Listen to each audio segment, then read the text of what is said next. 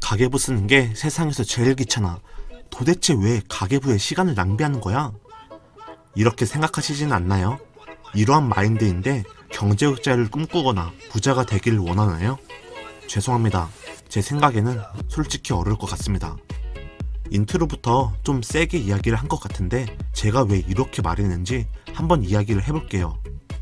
보통 부자, 경제학자를 꿈꾸는 분들의 상당수는 소득 높이기에만 열중해 있어요. 그렇다면 여기서 이런 물음표를 던져볼게요. 고소득 전문직이면 다 부자일까? 아니면 부자처럼 보이는 걸까? 수십, 수백억 연봉의 운동선수들은 현재 잘 살고 있을까? 미국 스포츠 주간지에 따르면 NFL 선수의 78%가 은퇴 후 2년 안에 파산을 하거나 재정 위기를 겪고 NBA 선수의 60%가 은퇴 후 5년 안에 재정 위기를 겪는다고 합니다. 그렇다면 그렇게 떼돈을 벌었던 그들이 현재 왜 힘들게 살고 있는 걸까요? 저는 라이프 스타일의 저주라고 생각합니다. 현재 천문학적인 연봉을 벌고 있으니 앞으로도 그렇게 벌 거라는 착각, 이 정도 소득이니 요 정도는 써도 되겠지라는 안일함 때문이죠. 로또 당첨자들이나 유산 상속자들의 파산 이야기 많이 접하잖아요. 그들이 왜 그렇게 되었을까요? 단지 투자 운이 안 좋아서? 사기를 당해서? 아니요, 전 그렇게 생각하지 않습니다. 바로 돈 관리가 안 되었다는 게 공통점이에요.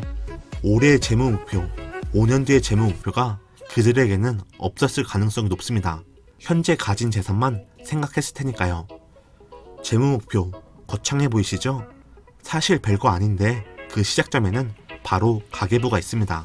저도 한때 어머니가 가계부를 쓰는 거 보고 도대체 왜 돈을 들여서 가계부를 사고 시간을 들여서 작성하는지 이해하지 못했는데요. 부자가 되고 싶다면 꼭 가계부를 써야 하는 이유가 있습니다. 길게 이야기하지 않고 핵심만 3가지 이야기할게요. 첫째, 여러 가지 타이밍을 잡을 수 있습니다. 즉, 최저 생활비를 파악할 수 있어요. 저는 가계부를 써야 하는 이유 중에 이게 베스트라고 생각합니다. 제가 정의하는 최저 생활비는 이 정도 돈이 있다면 풍족하지는 않더라도 사람답게 사는 비용을 말하는데요. 저는 예비 파이어족이라 최저 생활비라는 개념을 높게 삽니다. 파이어족은 돈 부자보다는 시간 부자를 지향해 최저 생활비를 정확히 파악한다면 파이어 선언 타이밍을 잡을 수 있기 때문이죠. 또 퇴사를 하거나 사업을 하는 분들에게도 도움이 됩니다. 보통 퇴사를 준비하는 사람에게 많은 분들이 이렇게 조언을 하죠. 최소 월급의 몇 개월치는 준비를 하고 나오라고요. 제 생각은 약간 다른데요. 저는 월급이 기준이 아닌 생활비가 기준이 되어야 한다고 봐요. 사람마다 라이프 스타일이 다르고 생활비가 다르기 때문이죠.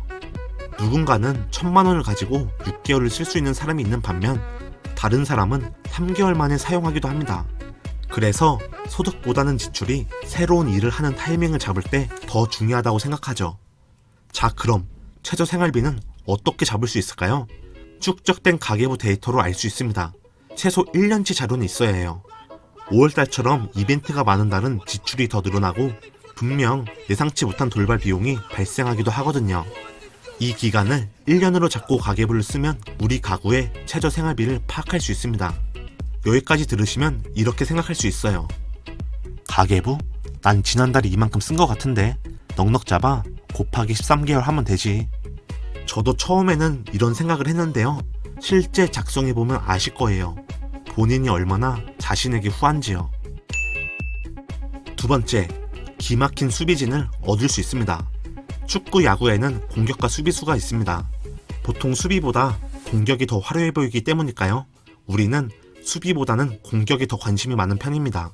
수비는 지출이고 공격은 소득입니다. 그렇다면 최고의 공격진을 구성한다면 그 게임에서 이길까요? 이길 가능성은 높겠지만 장담할 수는 없습니다. 축구에서 10골을 넣고 11골을 먹히면 그 게임은 지는 거죠. 야구에서 10득점을 올리고 수비 에러로 11점을 헌납하면 패배가 되는 것처럼요. 가계부를 쓰면 저절로 지출을 통제할 수 있습니다. 즉, 기막힌 수비진을 얻어 우리의 소중한 돈을 지킬 수 있어요. 삶이 피폐해지게 지출을 통제하는 게 아닌 의미 없는 또는 충동 소비를 막아줄 수 있다는 거죠. 가계부를 쓰면 이번 달에 지출은 얼마나 했는지 자연스럽게 알게 되고 불필요한 지출은 없었는지 실시간 피드백이 가능합니다. 만약 충동 구매가 있었다면 자기 성찰을 통해 다음번에는 이런 고민을 1초라도 하겠죠. 이걸 살까 말까? 나중에 후회할 것 같은데. 즉, 가계부를 통해 지출을 줄일 수 있게 되어 경제적 자유라는 게임에서 이길 가능성이 높아지게 되는 거죠.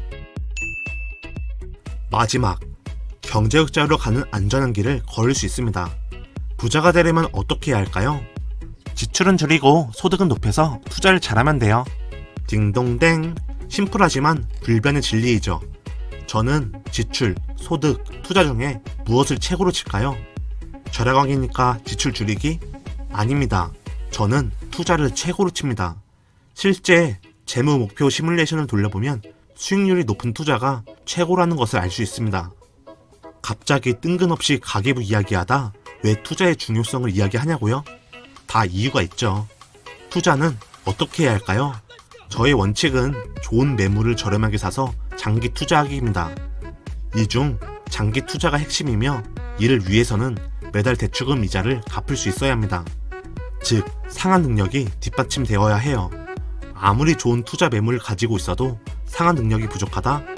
그러면 어깨에 올 때까지 기다리지 못하고 허리쯤에서 매도를 하는 상황이 오게 될 수 있습니다. 최악에는 무릎에 사서 발목에 팔 수도 있죠. 그럼 본인의 상환 능력을 어떻게 할 수 있냐고요? 단순해요. 가계부를 통한 생활비 파악이 우선이죠. 내가 3억을 대출받아 6억짜리 아파트를 매수했을 때 발생하는 원리금과 현재 생활비를 합쳐서 계산을 해봐야 하죠. 그러면 현재 진행하려는 투자가 적정한지 아니면 무리수를 던지는지 정확히 알 수 있습니다. 이러한 이유로 가계부 쓰기는 경제적 자유로 가는 기본이자 가장 안전한 길입니다. 여기까지 영상을 보셨다면 이런 궁금증이 생길 수 있어요. 언제까지 가계부를 써야 하나요? 패시브 인컴만으로 최저 생계비를 넘어설 때까지는 써야 한다고 생각합니다. 지출이라는 게 가족의 성장 과정이나 특별한 이슈가 생기면 확 뒤바뀌기 때문에 정확한 지출 흐름을 파악하기 위해서는 꾸준히 써야 하죠. 가계부 써야 하는 것은 알겠는데 너무 귀찮아요. 팁 좀 주세요. 이번 영상에서 말하기는 시간이 좀 오래 걸릴 것 같은데요. 잠시만요. 가계부 써야 할 시간이네요. 그럼 다음 영상에서 만나요.